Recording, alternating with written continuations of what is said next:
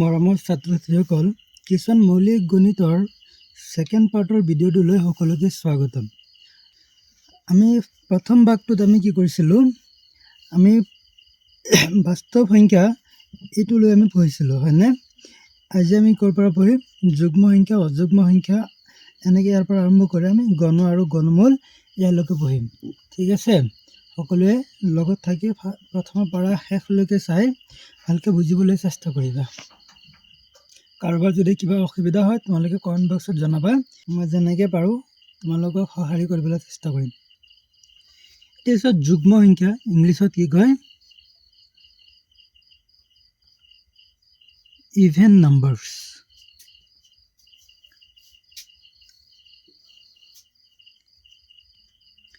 যুগ্ম সংখ্যা বা ইভেন নাম্বাৰছ কাক কয়? চোৱা, আমি কি জানো, আমাৰ যেতিয়া মই সংখ্যা লিখোঁ, ছাপ'জ আৰু প্ৰথমে কৈ আছোঁ মই 1 2 3 4 5 6 7 8 9 10 11 এনেকৈ আমি লিখি যাওঁ, হয়নে? ইয়াৰ ভিতৰত আমাৰ এই 2 4 6 8 10 12 14 16 এনেকৈ 2 2 বঢ়াই গৈ থাকিলে আমি যিবোৰ সংখ্যা পাওঁ, যেনে চোৱা 2 4 6 8 10 12 14 16 18 20 এইবোৰ সংখ্যাকে কি কোৱা হয়? যুগ্ম সংখ্যা। ঠিক আছে? এইবোৰকে যুগ্ম সংখ্যা বোলে। বোলে বুজি পাইছা? যুগ্ম সংখ্যা কাক বোলে? এতিয়া ইয়াৰ সংজ্ঞাটো তোমালোকে কেনেকৈ লিখিবা চোৱা। আমাৰ সংজ্ঞাটো কি হ'ব? যিবোৰ সংখ্যা 2ৰে পৰিপূৰ্ণভাৱে বিভাজ্য হয় সেইবোৰকে যুগ্ম সংখ্যা বোলে। ঠিক আছে? তাৰমানে আমাৰ যিবোৰ সংখ্যা 2ৰে সম্পূৰ্ণৰূপে বিভাজ্য হ'ব লাগিব, তেতিয়া সেইবোৰ সংখ্যাক কি কোৱা হ'ব? যুগ্ম সংখ্যা। ঠিক আছে? ইংলিছত ক'লে কি হ'ব? The number which are divisible by 2 are called even numbers. ঠিক আছে? তো যেনে আমাৰ এক্সাম্পল হিচাপে আমাৰ কি হ'ব? ইজি 2 4 6 8 10 12 14 16 18 20 22 এইবোৰ হৈ থাকিব। এইবোৰে হৈছে কি? যুগ্ম সংখ্যা। ঠিক আছে? তো নেক্সট আমাৰ কি হ'ব? অযুগ্ম সংখ্যা।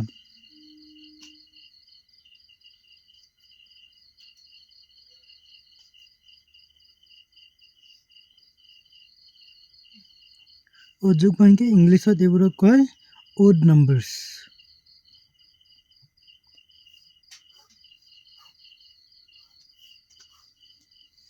ঠিক আছে?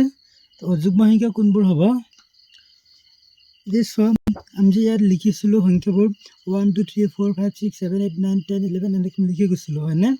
ইয়াৰ ভিতৰত আমাৰ কি আছিলে?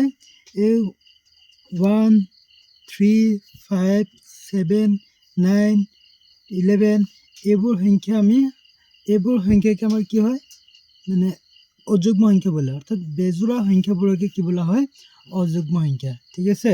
তাৰমানে অযুগ্ম সংখ্যাবোৰ কোনবোৰ হ'ল? আমাৰ 1 3 5 7 9 11 এইবোৰ। ঠিক আছে? ইয়াৰ সংজ্ঞাটো এতিয়া কেনেকৈ হ'ব চোৱা। এতিয়া চোৱা, ইয়াৰ সংজ্ঞাটো কি হ'ব? যিবোৰ সংখ্যা 2ৰে পৰিপূৰ্ণভাৱে বিভাজ্য নহয় সেইবোৰকে কি হয়? অযুগ্ম সংখ্যা বোলে। অৰ্থাৎ যুগ্ম সংখ্যাৰ সম্পূৰ্ণৰূপে বিপৰীত কথাটো ইয়াত আহিছে। ঠিক আছে? আৰু ইংলিছত ক'লে কি হ'ব? The number which are not completely divisible by 2 are called odd numbers. এতিয়া ইয়াৰ এক্সাম্পল হিচাপে আমি কি লিখিম? 1 3 5 7 9 11 13 15 ঠিক আছে 17 এইবোৰ হৈছে কি? অযুগ্ম সংখ্যা। আশা কৰোঁ তোমালোকে সকলোৱে এইখিনি বুজি পালা। নেক্সট আমি টপিক লৈ যাম।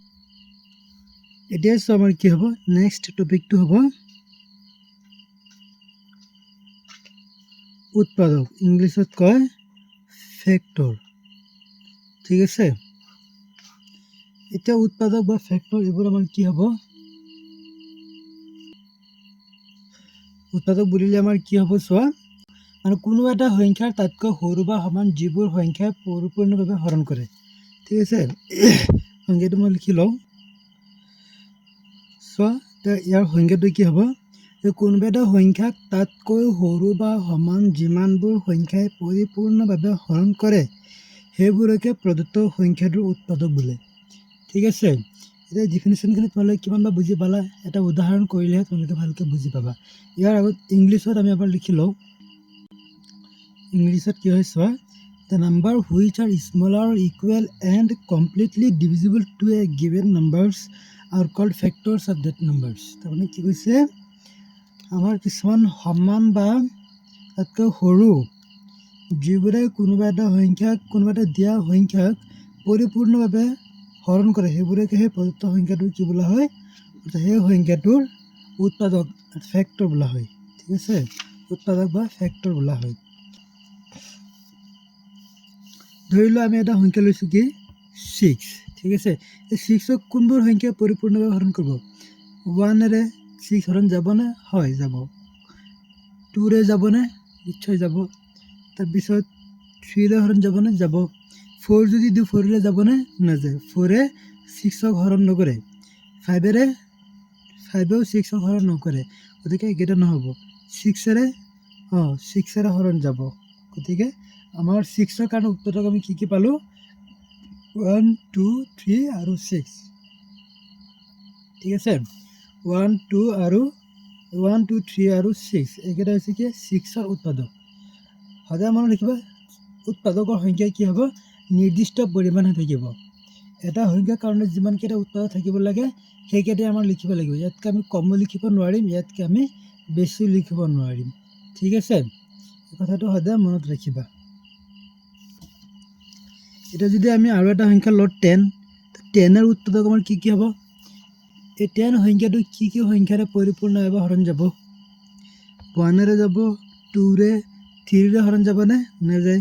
4ৰে নাযায়। 5ৰে, ঠিক আছে, 6ৰে 7ৰে 8ৰে 9ৰে 10ৰে 10ৰে যাব, আৰু বাকী বেলেগ কোনো সংখ্যাৰে নাযায়। গতিকে 10ৰ কাৰণে উৎপাদক কি আহিল আমাৰ? 1, 2, 5 আৰু 10। ঠিক আছে, তাৰমানে এই 4টা হৈছে 10ৰ কাৰণে নিৰ্দিষ্ট উৎপাদক। ইয়াতকৈ আমি কম কৰিব নোৱাৰিম, ইয়াতকৈ আমি বেছি কৰিবলৈও চেষ্টা কৰিলেও নোৱাৰিম।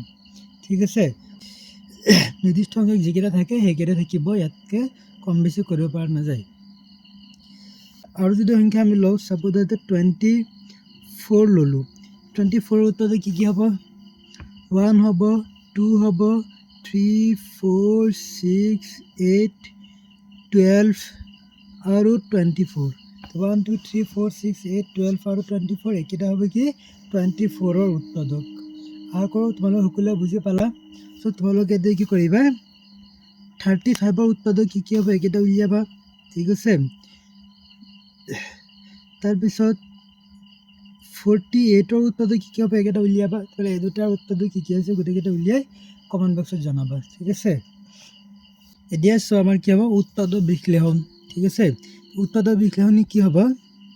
ইংলিছত কয় ফেক্টৰাইজেশ্যন। এই বস্তুটো আমাৰ কি হ'ব? এই বস্তুটো আমাৰ সেই উৎপাদক যিকেইটা উলিয়াইছিলোঁ তাৰ লগত সম্পৰ্ক ৰাখি আমাৰ কিছুমান কাম কৰিব লাগিব। কিদৰে কৰিব লাগিব চোৱা, ইয়াৰ আগত আমি ইয়াৰ ডিফিনিশ্যনটো আমি এবাৰ লিখি লওঁ। সংখ্যাটো কি হ'ব চোৱা, কোনো এটা সংখ্যা কোনো দুটা উৎপাদকৰ পূৰণফলটো যদি প্ৰদত্ত সংখ্যাটোৰ সমান হয় তেন্তে তাকে উৎপাদক বিশ্লেষণ বোলে। ঠিক আছে, এতিয়া চোৱা আৰু কি হ'ব, ইংলিছত যদি আমি কওঁ, if multiplication of 2 factors of a given number is equal to that number then this is called factorisation.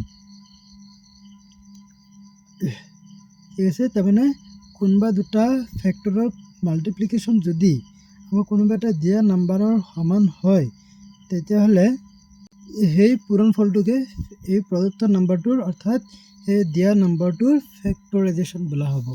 ঠিক আছে, যেনে আমাৰ কি হ'ব, এই চাপ'জ আমি কিবা এটা সংখ্যা লৈছোঁ, সংখ্যাটো হৈছে কি ধৰি লোৱা 8। 8ৰ উৎপাদক আমাৰ কি আছে? 1, 2, 4 আৰু 8 এইকেইটা আছে, হয়নে? তো ইয়াৰ পৰা আমাৰ যিকোনো দুটা পূৰণ কৰিলে নহ'ব, আমাৰ এনেকুৱা দুটা ল'ব লাগিব যাতে সিহঁতৰ পূৰণফলটো কি হয় 8ৰ সমান হয়। এতিয়া চোৱা আমি 1 × 8 কৰিলে কিমান হ'ব? 8 হ'ব। 2 × 8 কৰিলে 8 হ'বনে? 16 হৈ যাব, নহয়। গতিকে আমি সেইকেইটা ল'ব নোৱাৰোঁ। 2 × 4 কৰিলে কি হ'ব? 2 × 4 কৰিলে আমাৰ 8 হ'বনে নাই? গতিকে 8ৰ উৎপাদক বিশ্লেষণ কি হ'ব? এই দুটাই। ঠিক আছে, এই 1 ইনটু 8 বা 8 ইনটু 1 একই কথা, 2 ইনটু 4 বা 4 ইনটু 2 একই কথা। ঠিক আছে, এনেকৈ আমাৰ কি কৰিব লাগে, উৎপাদক বিকলন উলিয়াব লাগে, অৰ্থাৎ ফেক্টৰাইজেশ্যন কৰিব লাগে। 1 ইনটু 8 2 ইনটু 4 এইকেইটা হৈছে কি 8ৰ উৎপাদক বিকলন। ঠিক আছে, এতিয়া যদি আমি বেলেগ আৰু এটা সংখ্যা লওঁ তেতিয়াহ'লে আমাৰ কি হ'ব,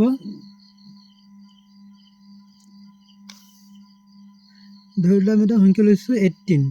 18ৰ উৎপাদক কি কি আছে আমাৰ 1 2 3 6 9 আৰু 18 এইকেইটা আছে, হয়নে নহয়?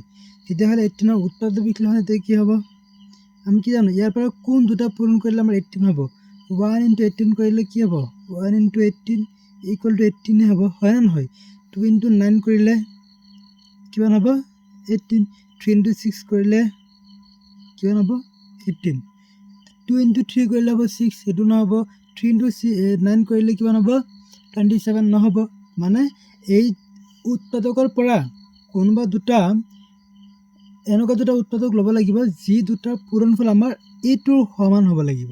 ঠিক আছে, ইয়াকে কোৱা হয় উৎপাদক বিকলন। মনত থাকিবনে?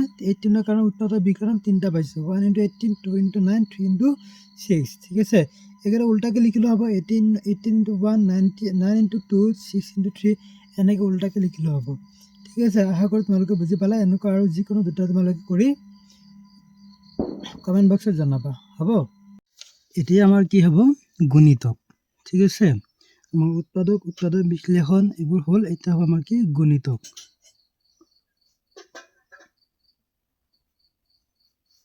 গণিতক ইংলিছত কি কয় মাল্টিপলছ।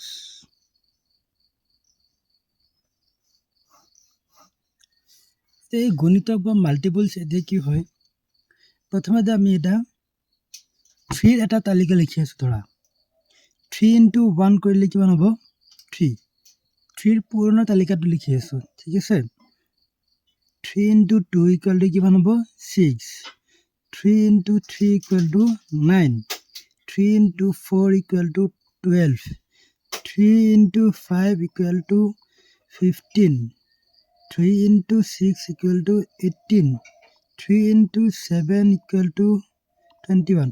ইমানখিনিলৈকে লিখিলোঁ। ধৰিব এনেকৈ আমাৰ আৰু কৰিব পাৰিম, কিমানলৈকে কৰিব পাৰিম, একদম কৰি থাকিব পাৰিম, অসীমলৈ গৈ থাকিব পাৰিম, হয়নে নহয়?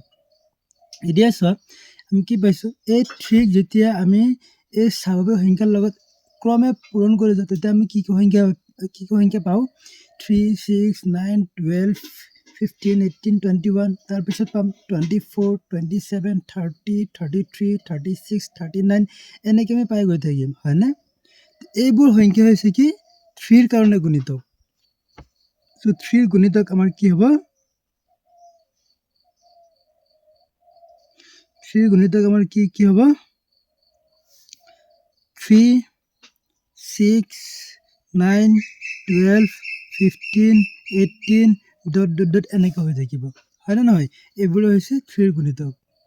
ঠিক আছে, আশা কৰি তোমালোকে বুজি পালা। এতিয়া ইয়াৰ ডিফিনিশ্যনটো কিদৰে লিখিবা চোৱা, আমি যদি এনেকৈ লিখোঁ কি যে কোনো এটা সংখ্যাক ক্ৰমে স্বাভাৱিক সংখ্যাৰ লগত পূৰণ কৰি কি হ'ব, কোনো এটা সংখ্যাক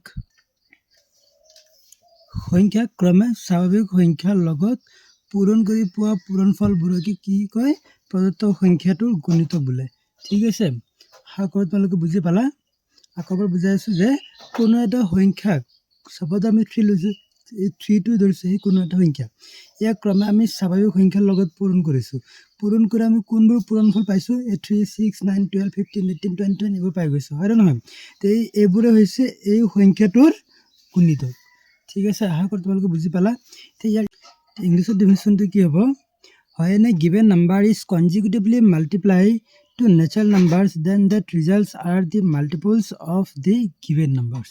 ঠিক আছে, তাৰমানে কি কৈছে যে কোনো এটা দিয়া সংখ্যাক যদি কনজিকিউটিভলি অৰ্থাৎ ক্ৰমিকভাৱে মাল্টিপ্লাই কৰা হয় কাৰ লগত, নেচাৰেল নাম্বাৰ্ছ মানে স্বাভাৱিক সংখ্যাৰ লগত, দেন ডেট ৰিজাল্টছ তেতিয়াহ'লে সেই ফলাফলবোৰ কি হ'ব, সেই দিয়া সংখ্যাটোৰ মাল্টিপলছ।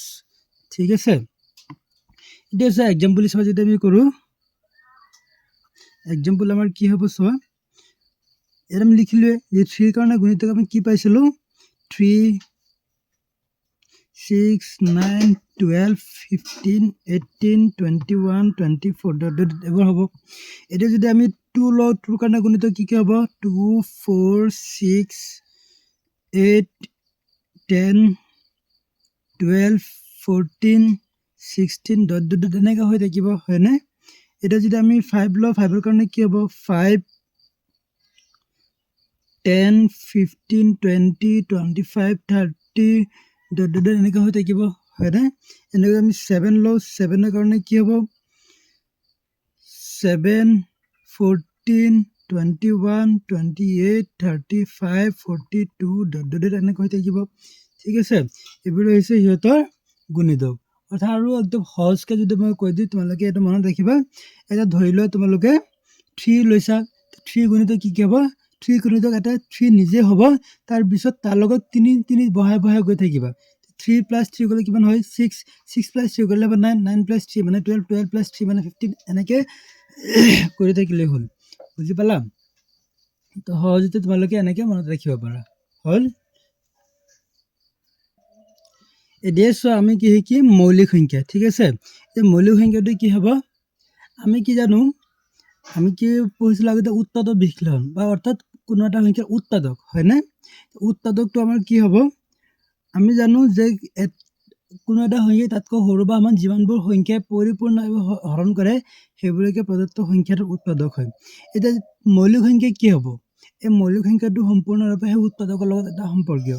ঠিক আছে, ইয়াত আমাৰ কি হ'ব কিছুমান সংখ্যা আছে যাৰ উৎপাদক মাত্ৰ 2টা থাকে। এটা হৈছে কি এটা সংখ্যাটো নিজে থাকিব আৰু এটা 1 থাকিব, ইয়াৰ বাহিৰে আৰু কোনো উৎপাদক নাথাকে।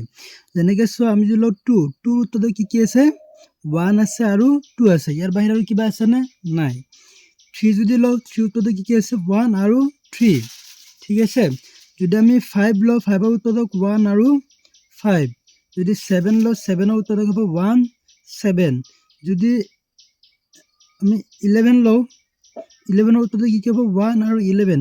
সিহঁতৰ এই দুটাৰ বাহিৰে আৰু কোনো উৎপাদক নাথাকে, অৰ্থাৎ মাত্ৰ দুটাহে উৎপাদক থাকে, সেইবোৰকে কি কোৱা হয় মৌলিক সংখ্যা। ঠিক আছে, ইয়াৰ সংখ্যাটো কি হ'ব চোৱা, যিবোৰ সংখ্যাৰ উৎপাদক মাত্ৰ 2টা, এটা 1 আৰু এটা সংখ্যাটো নিজেই, ইয়াৰ বাহিৰে আৰু কোনো উৎপাদক নাথাকে, সেইবোৰকে মৌলিক সংখ্যা বোলে। ঠিক আছে, বুজি পালা নে সকলোৱে, সেইবোৰকে মৌলিক সংখ্যা বোলে। এতিয়া চোৱা ইংলিছত ইয়াৰ definition, the number which have only 2 factors, that is 1 and the number itself is called the prime numbers. ঠিক আছে, মানে যিসকলৰ মাত্ৰ 2টা ফেক্টৰ থাকে, এটা 1 আৰু এটা সংখ্যাটো নিজেই itself মানে নিজেই is called prime number। হ'ল, আশা কৰোঁ তোমালোকে সকলোৱে এইখিনিলৈকে বুজি পালা।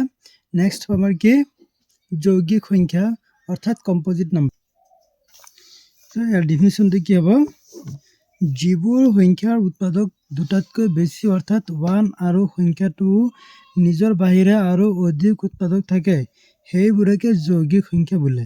ঠিক আছে, ইংলিছত ক'লে কি হ'ব, the number which have more than 2 factors are called composite numbers.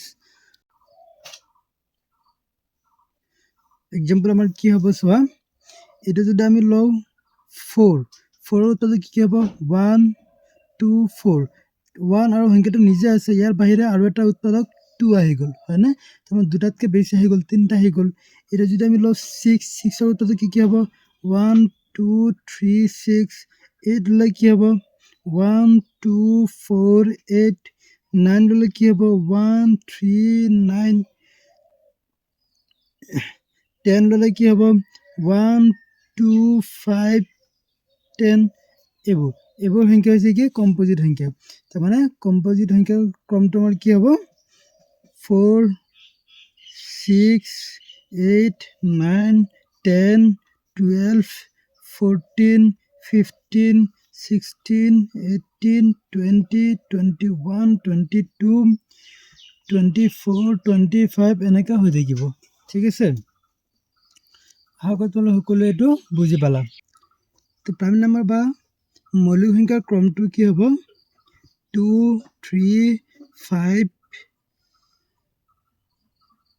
7 11 13 17 19 23 29 31 37 41 43 47 dot এনেকুৱা হৈ থাকিব ঠিক আছে তোমালোকে বিচাৰি উলিয়াই ল'লেই হ'ল মৌলিক উৎপাদক বিশ্লেষণ বা প্ৰাইম ফেক্টৰাইজেশ্যন এইটো কি হ'ব আমি আগতে উৎপাদক বিশ্লেষণ পাইছিলোঁ হয়নে সেই উৎপাদক বিশ্লেষণৰ দৰে আমাৰ হ'ব খালি ইয়াত আমাৰ কি হ'ব লাগিব আমিতো উৎপাদক বিশ্লেষণত আগতে মৌলিক যৌগিক সব মিলিয়ে হৈছিলে কিন্তু এতিয়া মৌলিক উৎপাদক বিশ্লেষণত যিবোৰ উৎপাদক থাকিব সববোৰে কি হ'ব লাগিব মৌলিক হ'ব লাগিব ঠিক আছে ইয়াৰ ডিফিনিশ্যনটো কি হ'ব চোৱা যদি কোনো এটা সংখ্যাৰ উৎপাদক বিশ্লেষণত আটাইকেইটা উৎপাদক মৌলিক হয় তেন্তে তাকে মৌলিক উৎপাদক বিশ্লেষণ বোলে আৰু ইংলিছত কি হ'ব if in a factorization all the factors are prime number then that is called prime factorization ঠিক আছে এতিয়া চোৱা ইয়াৰ উদাহৰণবোৰ আমাৰ কি হ'ব কিদৰে হ'ব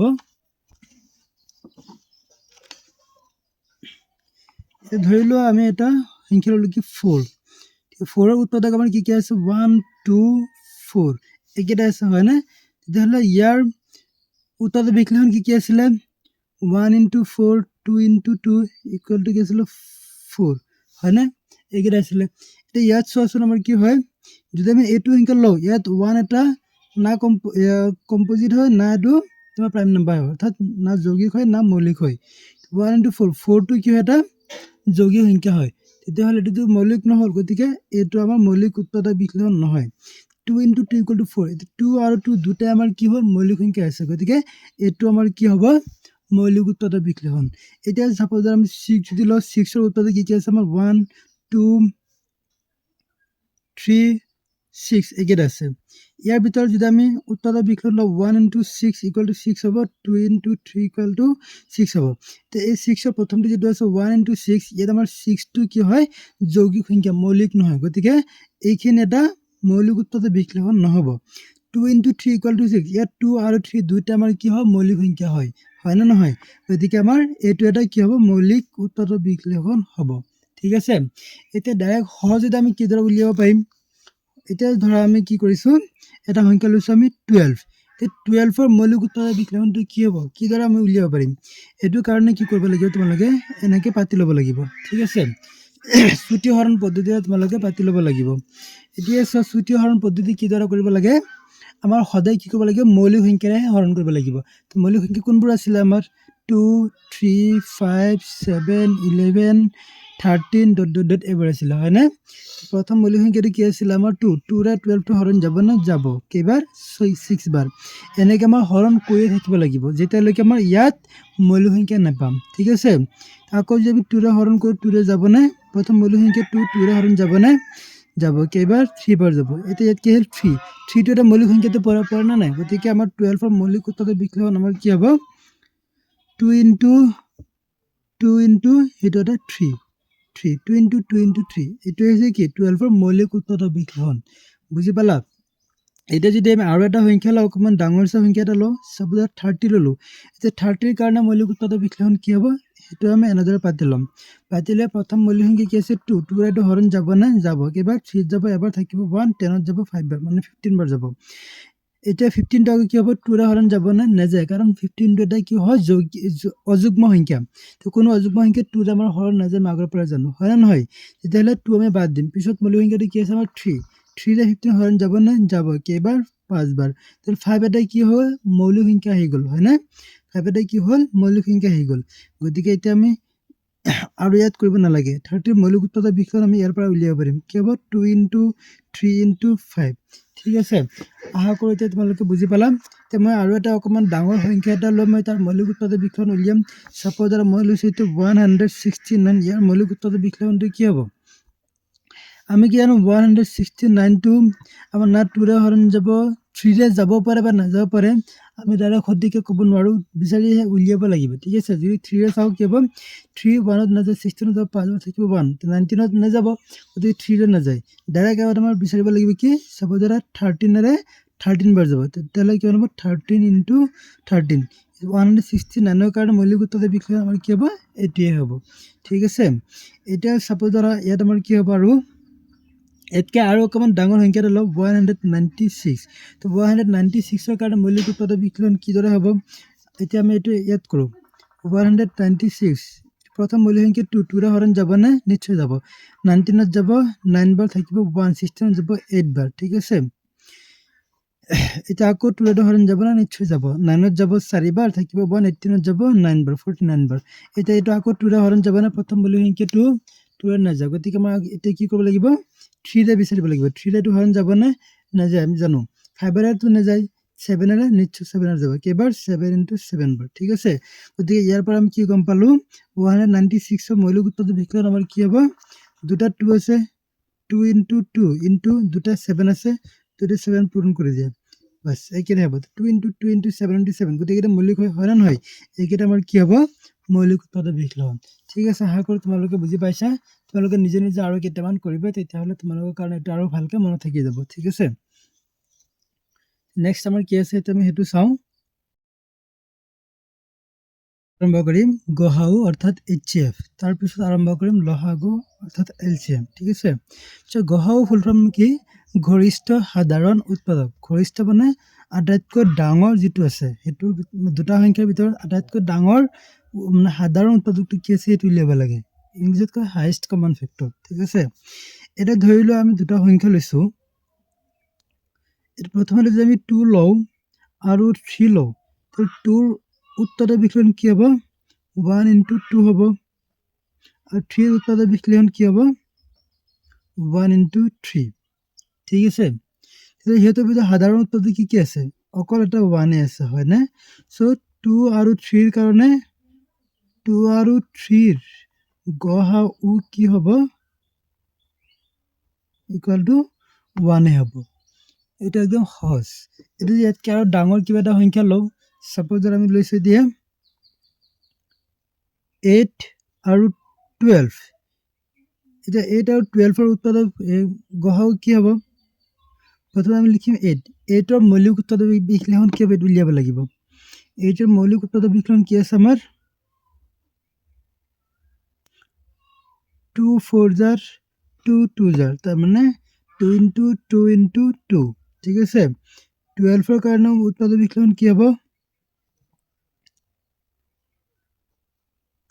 2 6 জাৰ 2 3 জাৰ কিমান হ'ব 2 * 2 * 3 এটা আহিছে হয়নে ইয়াত সিহঁতৰ কি কি মিল আছে এইটো এটা 2 মিল আছে এইটো এটা 2 মিল আছে হয় না আৰু কিবা মিল আছে না নাই গতিকে আমি ইয়াৰ পৰা কি গম পাম যে গহাউ কাৰ কাৰ হ'ব 8 আৰু 12 ইকুৱেল টু কিমান হ'ব দুটা 2 মিল আছে এইটো 2ৰ পৰা এই দুটা মিলৰ পৰা এটা 2 আহিব আৰু এই দুটা 2ৰ পৰা এটা 2 আহিব কিমান হ'ব 2 * 2 ইকুৱেল টু 4 তাৰমানে 8 আৰু 12ৰ গহাউ কিমান হ'ল 4 ঠিক আছে আশা কৰোঁ তোমালোকে বুজি পালা ইয়াতকৈ যদি আৰু ডাঙৰ সংখ্যা এটা লৈ আমি কৰোঁ তেতিয়াহ'লে আমাৰ কি হ'ব চোৱা ধৰি লোৱা আমি লৈছোঁ এতিয়া 56 আৰু এটা লৈছোঁ আমি 78 ঠিক আছে এতিয়া সিহঁতৰ মাজত আটাইতকৈ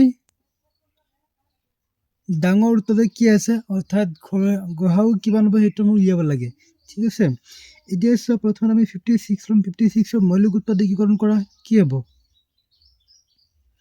2 5 যাব 2 বাৰ 16 যাব 8 বাৰ 228 2 8 যাব 2 এবাৰ 8 যাব 4 বাৰ 2 7 জাৰ ঠিক আছে 7টো মৌলিক আহি গ'ল গতিকে ইয়াত আমাৰ কি হ'ব 2 * 2 * 2 * 7 এইটো হৈছে তাৰ মৌলিক উৎপাদক বিকলন এতিয়া 78ৰ কাৰণে মৌলিক উৎপাদক বিকলন কি হ'ব ইয়াত আমি লিখোঁ 78 2 3 জাৰ 18ত কেইবাৰ যাব 9 জাৰ 3 13 জাৰ ঠিক আছে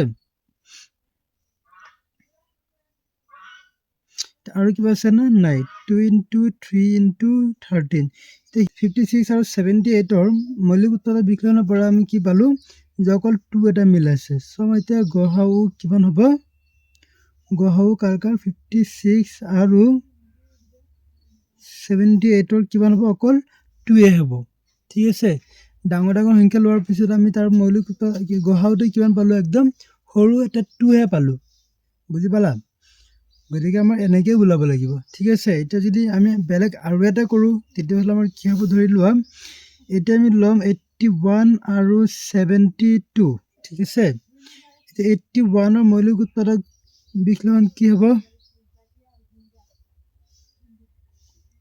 2 ৰে 81 হৰণ যাব নে নাযায়? তো 3 ৰে ল'ম।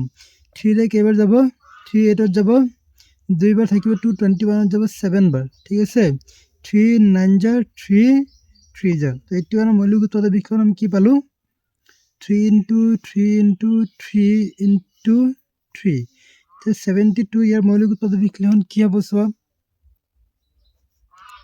2 ৰে যাব কেইবাৰ? 36 বাৰ। আকৌ 2 ৰে যাব, 2 ৰে কেইবাৰ যাব? 18 বাৰ ঠিক আছে। আকৌ 2 ৰে যাব 9 বাৰ। এতিয়া কি থাকিব? 3 × 3 হ'ল। মৌলিক উৎপাদক বিশ্লেষণটো কি পালোঁ আমি? 2 × 2 × 2 × 3 × 3। এতিয়া চোৱা ইয়াত আমি কি পাইছোঁ? এইফালে এটা 3 মিল পাইছোঁ, এইফালে এটা আৰু এটা 3 মিল পাইছোঁ হয়নে?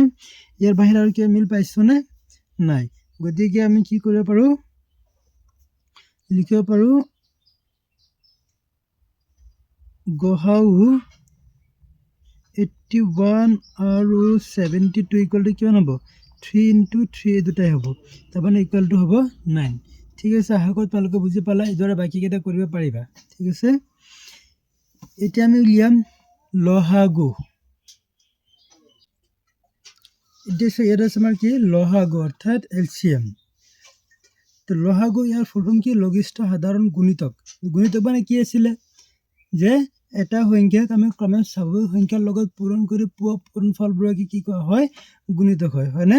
একেদৰে আমি যদি দুটা সংখ্যা লওঁ আৰু সিহঁতৰ যদি গুণিতক উলিয়াওঁ, তেতিয়াহ'লে আমি সিহঁতৰ মাজত একদম আটাইতকৈ সৰু কোনটো গুণিতক আমি কমন পাওঁ ঠিক আছে, অৰ্থাৎ সাধাৰণ পাওঁ, সেইটো হ'ব কি? লসাগু ঠিক আছে। LCM ইংলিছত কয় LCM লয়েষ্ট কমন মাল্টিপল। এতিয়া ধৰি লওঁ আমি এটা সংখ্যা লৈছোঁ 4 লৈছোঁ আৰু এটা লৈছোঁ আমি 7। তো 4ৰ গুণিতক কি কি আছিলে? 4 8 12 16 20 24 28 32 36 ... এনেকৈ হ'ব। তো 7 যদি লওঁ, 7ৰ গুণিতক কি কি হ'ব? 7 14 21 28 35 42 তাৰপিছত হ'ব 49 56 ... এনেকৈ হৈ থাকিব হয়নে? তো 4ৰ কাৰণে আৰু যদি গুণিতক বহাই দিওঁ কিমান হ'ব? 36 তাৰপিছত 40 44 48 এনেকৈ গৈ থাকিব ঠিক আছে। এতিয়া চোৱা সিহঁতৰ প্ৰথম এতিয়া কি কি কমন পাইছোঁ? এইফালে 28 কমন পাইছোঁ। এইফালে ইয়াৰ আগত আৰু কিবা কমন পাইছোঁনে? নাই পোৱা ঠিক আছে। এতিয়া চোৱা এনেকৈ আমি গৈ থাকোঁ, ইয়াত 56 পাইছোঁ, তাৰপিছত 48 52 56 এটা পাম। তেতিয়াহ'লে সেইফালে আৰু এটা 56 কমন আহিব। এনেকৈ গৈ থাকিলে আমি আৰু কমন পাই থাকিম। কিন্তু একদম আটাইতকৈ সৰু কোনটো কমন পাইছোঁ? 28 হয়নে? গতিকে 4 আৰু 7ৰ কাৰণে লসাগু কিমান হ'ব? 4 আৰু 7ৰ কাৰণে 7ৰ লসাগু আমাৰ কিমান হ'ব? ইকুৱেল টু 28 হ'ব। বুজি পালা? এতিয়া এই বস্তুটো আমি কিদৰে দেখুৱাব পাৰোঁ? সহজ পদ্ধতিৰে আমি কিদৰে দেখুৱাব পাৰোঁ? তাৰ কাৰণে আমি সেই মৌলিক উৎপাদক বিশ্লেষণ পদ্ধতিৰে আমি সহজতে দেখুৱাব পাৰিম ঠিক আছে। এতিয়া ধৰি লোৱা ইয়াত আমি কি লিখিছোঁ? এটা সংখ্যা লিখিলোঁ আমি 12 আৰু এটা লিখিলোঁ আমি 18 ঠিক আছে। এতিয়া সিহঁতৰ লসাগু কিমান হ'ব? প্ৰথমতে আমি 12 ল'ম। 12ৰ মৌলিক উৎপাদক বিশ্লেষণ উলিয়াম। কি হ'ব? 2 × 6 2 × 3 2 × 2 × 3 হয়নে? তাৰপিছত 18 ল'লে আমাৰ কি হ'ব? 2 × 9 3 × 3 2 × 3 × 3 ঠিক আছে। ইয়াত আমি কি কমন পাইছোঁ? এইটো 2 এটা কমন পাইছোঁ, এইটো এটা 3 কমন পাইছোঁ। আমি কিবা কমন পাইছোঁনে? ইয়াত নাই। গতিকে ইয়াৰ পৰা আমি লসাগু কিমান উলিয়াম? লসাগু 12 আৰু 18 এইটো ইকুৱেল টু কিমান হ'ব? ইয়াৰ পৰা এটা 2 কমন আহিছে আৰু এটা 3 কমন আহিছে। কমন থকাৰ পৰা আমি এটা ল'ম আৰু যিকেইটা কমন নাই সেইকেইটা আমি গোটেইকেইটা লৈ ল'ম ঠিক আছে। ইয়াত 2 এটা কমন নথকা আছে আৰু এটা 3 কমন নথকা আছে। যিকেইটা মিল আছে সেইকেইটাতো আহিবই। এটা 2 এটা 3 মিল আছে এটা আহিবই যেকেইটা মিল নাই সেইকেইটা আহিবই ঠিক আছে 2 আৰু 3 আৰু এটা কি আছে সেইকেইটা মিল নাই সেইকেইটা আমি ইয়াত লিখি দিলো এই সবকেইটা পূৰণফল এতিয়া উলিওৱা কিমান হ'ব 2 into 3 কৰিলে হ'ব 6 6 into 2 12 12 into 3 মানে হ'ব 36 তাৰ মানে 12 আৰু 18 ৰ লহাগু কিমান হ'ব 36 ঠিক আছে এইদৰে যদি আমি বেলেগ কিবা আৰু এটা সংখ্যা লওঁ ইদেছো ইয়াত আমাৰ কি হ'ব আৰু কিবা এটা সংখ্যা লৈছো আমি ধৰি আমি লৈছো 14 আৰু লৈছো আমি 20 এই হিয়তৰ মাজত লহাগু কিমান উলিয়াব 14 ৰ মৌলিক উত্তৰটো বিকলন কিমান হ'ব 2 into 7 আৰু 20 ৰ কাৰণে মৌলিক উত্তৰটো বিকলন কিমান হ'ব 4 into 5 মানে 2 into 2 into equal to 4 into 5 মৌলিক উত্তৰটো বিকলন কি কমন আহিছে অকল 2 এটা কমন আহিছে আৰু কিবা আছে না এতিয়া আমি মৌলিক উত্তৰটো বিকলন কৰাৰ পিছত আমি কি পালো যে ইয়াত কি আছে 2 এটা কমন আছে ঠিক আছে ইয়াৰ বাহিৰে কিবা কমন আছে না নাই গতিকে আমি এতিয়া হেতৰ লহাগু কিমান হ'ব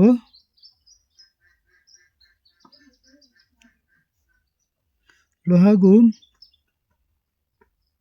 14 আৰু 20 ইকুৱেল টু কিমান হ'ব অকল 2 এটা কমন আহিছে তাৰ পৰা 2 কমনটো ইয়াত লিখা কমন নাই কোনটো কোনটো 7 কমন নাই এফালে তলত এটা 2 আছে এইটো কমন নাই এফালে 5 এটা আছে এইটো কমন নাই এই গোটেইকেইটা পূৰণফল উলিওৱা কিমান হ'ব 2 into 7 14 14 into 2 কিমান হ'ব 28 28 into 5 মানে কিমান হ'ব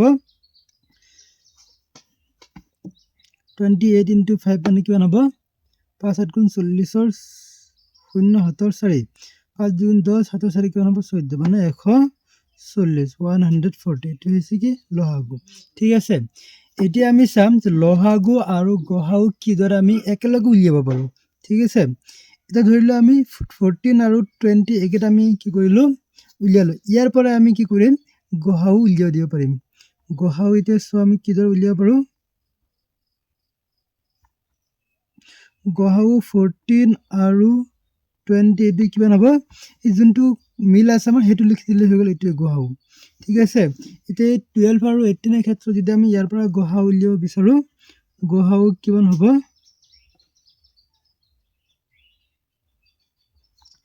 গহাগু 12 আৰু 18 ইকুৱেল টু কিমান হ'ব কি মিল আছিল আমাৰ এটা 2 মিল আছিল এটো 2 লিখা আৰু 3 মিল আছিল এটো 3 লিখা কিমান হ'ব 2 into 3 ইকুৱেল টু 6 বাস এইখিনি আশা কৰো তোমালোকে এইখিনি বুজি পালা এতিয়া মই আৰু এটা লৈছো লৈ পিনে গহাগু লহাগু একেলগে উলিয়াই দি আছো ঠিক আছে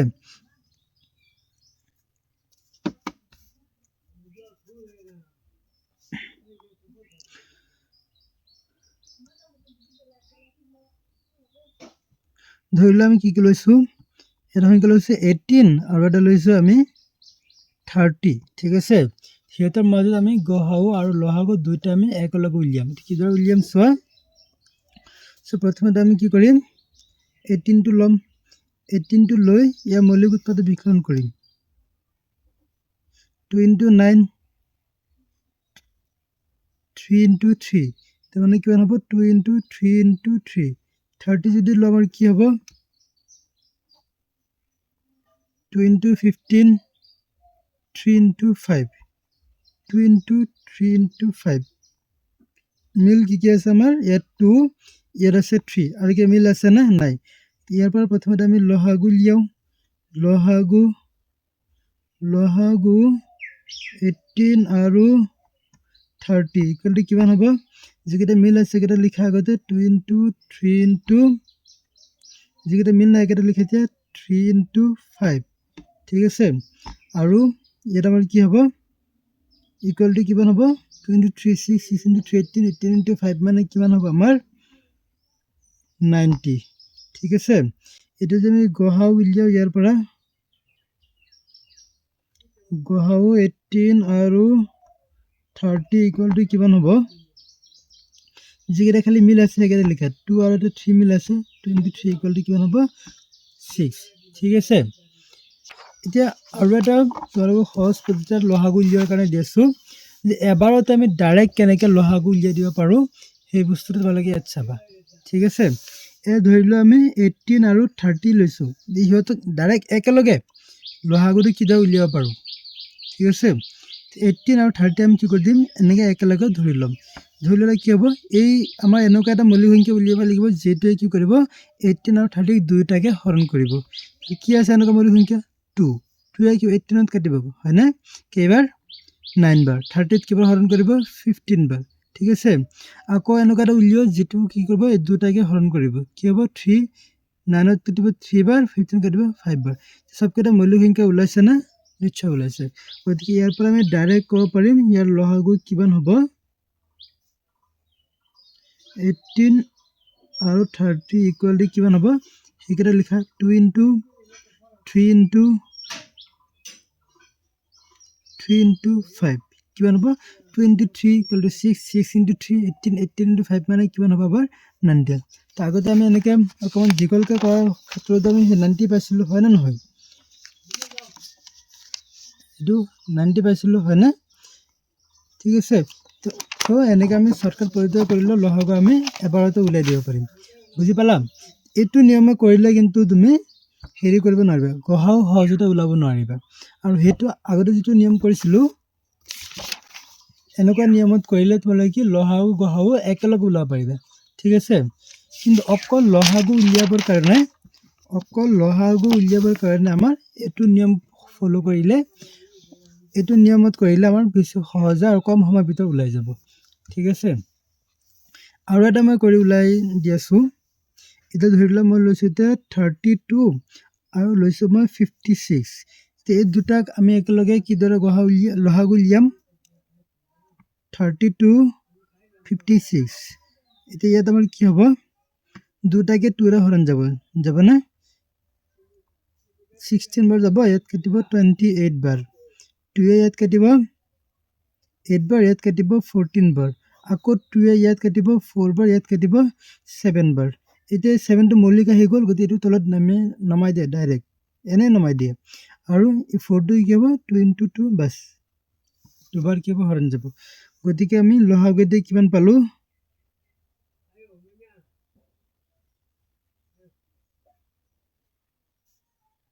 লসাগু 32 আৰু 56 ইকুৱেল টু কিমান হ'ব, এই গোটেইকেইটা পূৰণফল উলিয়াই দিয়া, 2 ইনটু 2 ইনটু 2 ইনটু 2, কেইটা 2 আছে 1 2 3 4 5, চাইডে লিখিলোঁ ইনটু 2 ইনটু 7 কিমান হ'ব, 2 into 2 4, 4 into 2 8, 8 into 2 16, 16 into 2 32, 32 into 7 কিমান হ'ব, 32 ইনটু 7 কৰিলে কিমান হ'ব, 7 2 14, 4 7 3 21, 1 কিমান হ'ব 22, 224। ঠিক আছে, এইখিনি হ'ব। আশা কৰোঁ তোমালোক সকলোৱে এতিয়া এইখিনি বুজি পালা। এতিয়া আমি কি শিকিম, বৰ্গমূল, তাৰপিছত শিকিম ঘনমূল। ঠিক আছে, এতিয়া ইয়াত আমাৰ কি হ'ব, এতিয়া আমি পঢ়িম বৰ্গ আৰু বৰ্গমূল। ঠিক আছে, তো প্ৰথমতে বৰ্গ কাক কয় এইটো এবাৰ বুজিলোঁ। ঠিক আছে, যদি আমি এটা সংখ্যা দুইবাৰ পূৰণ কৰোঁ a ইনটু a এনেকৈ কৰোঁ, তেতিয়াহ'লে কি হৈ যাব a স্কুৱেৰ। সেই স্কুৱেৰ ওপৰত 2 থাকে, ইয়াকে কি বুজায়, বৰ্গ বুজায়। আৰু ওপৰত এই 2টো ক'ত আছে, সেই ঘাতৰ জেগাত আছে, সূচকৰ জেগাত আছে। ঠিক আছে, গতিকে সেইটোৱে কি হ'ব a স্কুৱেৰ, অৰ্থাৎ এইটো বৰ্গ হৈ আছে। যেতিয়া আমাৰ ঘাতৰ জেগাত আমাৰ 2 থাকিব তেতিয়া বুজি পাব লাগিব যে সেইটো কি হৈছে, বৰ্গ হৈ আছে। বুজি পালা, এতিয়া চোৱা, আমি যদি ৰুট অভাৰ a স্কুৱেৰ এনেকৈ কৰোঁ তেতিয়াহ'লে কি পাম, a, এই স্কুৱেৰ ৰুটে কটা কৰি যাব, এইটো হ'ব a। তাৰমানে a স্কুৱেৰৰ কাৰণে বৰ্গমূল হ'ব কি a, এইটোক কোৱা হয় বৰ্গ, আৰু এই a হৈছে কি বৰ্গমূল। ঠিক আছে, আগৰ এইখিনি তোমালোকে শ্বৰ্টকাট বুজি পালা। আৰু বৰ্গমূল চিহ্নটো হৈছে এইটো, মনত ৰাখিবা, এইটো হৈছে আমাৰ বৰ্গমূল চিহ্ন। ঠিক আছে, চিহ্ন। এতিয়া চাওঁ সংখ্যাবোৰ যদি আমি ল'ম, এইটো ধৰি লওঁ আমি এটা সংখ্যা লৈছোঁ 1, ইয়াক আমি বৰ্গ কৰিছোঁ, কিমান হ'ল 1 স্কুৱেৰ। 1 স্কুৱেৰ ফলাফল কিমান হ'ব, 1 ইনটু 1 ইকুৱেল টু 1 হ'ব, হয়নে। এতিয়া যদি আমি লওঁ 2 স্কুৱেৰ কৰিলে কিমান হ'ব, 2 বৰ্গ কৰিলে 2 ইনটু 2 ইকুৱেল টু কিমান হ'ব 4। এইটো যদি লওঁ আমি 3, তেতিয়াহ'লে 3 বৰ্গ কৰিলে কিমান হ'ব, 3 স্কুৱেৰ মানে 3 ইনটু 3 ইকুৱেল টু কিমান হ'ব 9। তো 4 লো তো 4 বর্গ করলে কিমান হ'ব 4 স্কয়াৰ মানে 4 * 4 = 16 এনেকৈ আমি কৰি থাকিব পাৰিম হয়নে ইয়াত চোৱা আমাৰ এইখিনি যেটো হ'ব ইয়াক কোৱা হ'ব বৰ্গ কৰা হৈছে আৰু এইকেইটা যিকেইটা মান আহিছে এইকেইটা কোৱা হ'ব বৰ্গ সংখ্যা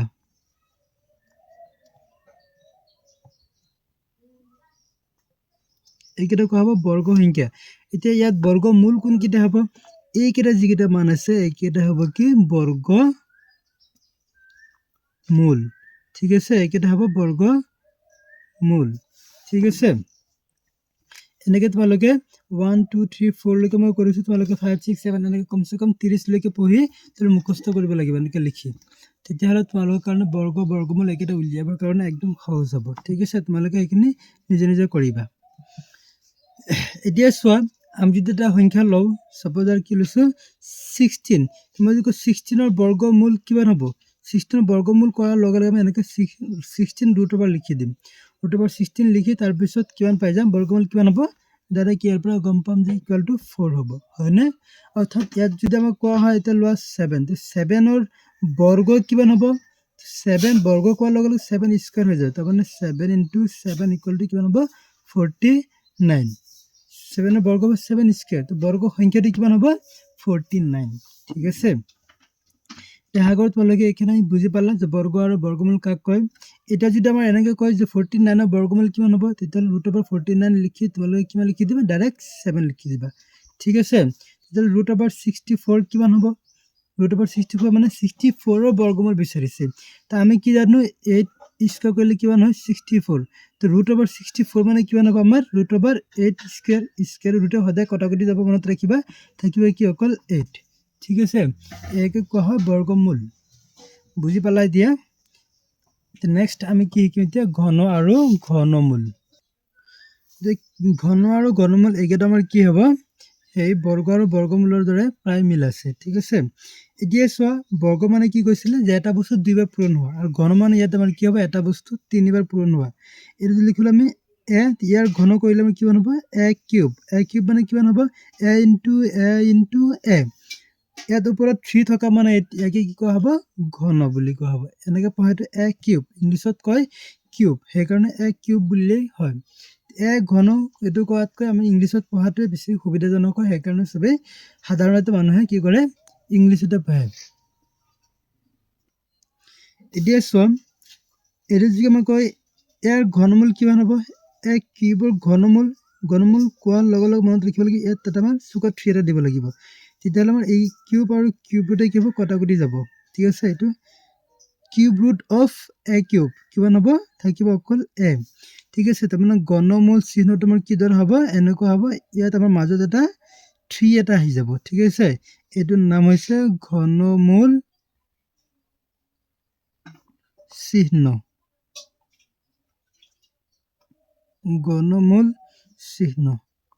ঠিক আছে আগত মানে এইখিনি বুজি পালা এতিয়া আমাৰ ঘন আৰু ঘনমূল কি দৰে উলিয়াবা সেম হে বৰ্গ আৰু বৰ্গমূলৰ দৰে হ'ব এই ধৰিলে এটা সংখ্যা লৈছো তুমি 1 1ক তুমি ঘন কৰা কিমান হ'ব 1 কিউব মানে কিমান হ'ব = 1 * 1 তাৰ মানে 1 টো তিনিবাৰ পূৰণ হ'ব তো 1 * 1 * 1 মানে আমাৰ কিমান হ'ব 1 হ'ব তো 2 যদি লও 2 ৰ ঘন কিমান হ'ব 2 কিউব তাৰ মানে 2 * 2 * 2 = কিমান হ'ব 8 3 ইয়াৰ ঘন কৰিলে কিমান হ'ব 3 কিউব কিমান হ'ব 3 * 3 * 3 = কিমান হ'ব 3 3 * 9 9 3 * 27 যদি আমি ল 4 কিউব আমাৰ কিমান হ'ব 4 * 4 * 4 = কিমান হ'ব 4 * 4 16 16 * 4 মানে হ'ব 64 ঠিক আছে এনেকৈ যদি ল 5 তো 5 ৰ কাৰণে 5 কিউব কিমান হ'ব আমাৰ 5 * 5 * 5 মানে 125 হ'ব ঠিক আছে এনেকৈ তোমালোকে উলিয়াই থাকিবা কমসে কম 30 লৈকে উলিয়াই তাৰ পিছত তোমালোকে এইকেইটা মুখস্থ কৰিবা তেতিয়াহ'লে তোমালোকৰ কাৰণে সুবিধা হৈ যাব এতিয়া চোৱা ইয়াত আমাৰ এই য'ত আমাৰ কিউব আছে ইয়াক আমাৰ কি কোৱা হ'ব ঘন হৈ আছে ঘন কৰা হৈছে বুলি ক'ব পাৰো আৰু ঘন কৰাৰ পিছত যেটা আমাৰ ঘনফল পাইছে এইকেইটা কোৱা হ'ব ঘন সংখ্যা ঠিক আছে এইকেইটা হৈছে আমাৰ ঘন সংখ্যা আৰু 1 2 3 4 5 এইকেইটা আমাৰ কি হ'ব ঘনমূল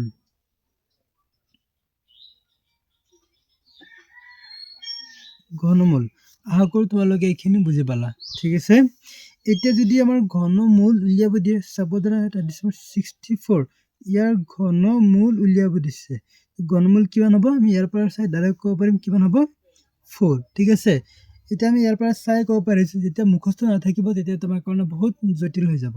চ' সেইকাৰণে তোমালোকে কি কৰিবা, এইকেইটা চবকেইটা মুখস্থ কৰি পেলাবা। ঠিক আছে, মুখস্থ কৰিলে সহজে আমি এইকেইটা উলিয়াবলৈ সুবিধা হ'ব আৰু এইটো দৰকাৰ হ'ব বহুত। বুজি পালা? এতিয়া যদি কয় আকৌ যে 5ৰ গণসংখ্যা কিমান হ'ব, 5ৰ গণসংখ্যা বুলিলে হৈ যাব ৰাখিবা কিমান হ'ব, তাৰমানে 5 কিউব ইকুৱেল টু হ'ব 125। এতিয়া যদি কয় 125ৰ ঘনমূল কিমান হ'ব, ঘনমূল কোৱাৰ লগে লগে আমাৰ উলিয়াব লাগিব কি, আমি কি জানো 125 মানে 5 কিউব। ঠিক আছে, কিউব আৰু কিউবৰে কিবা কটাকটি যাব, থাকিব অকল 5। চ' এতিয়া কিমান হ'ব 125ৰ ঘনমূল হ'ব 5। ঠিক আছে, আশা কৰোঁ তোমালোকে এইখিনি বুজি পালা। ঠিক আছে, এইকেইটা হৈছে এটা গণিতৰ কাৰণে আটাইতকৈ বিশেষ বস্তু অৰ্থাৎ গুৰুত্বপূৰ্ণ বস্তু। চ' এই ছেকেণ্ড পাৰ্টটো ভিডিঅ' তোমালোকে শেষলৈকে যিসকলে চাইছে তোমালোকৰ কাৰণে মেথছটো একদম সহজ হৈ যাব যদি ভালকৈ গোটেইকেইটা বুজি পাইছা। বুজি নাপালে তোমালোকে প্ৰথমৰ পৰা ভিডিঅ'টো আকৌ চাবলৈ চেষ্টা কৰিবা। ঠিক আছে।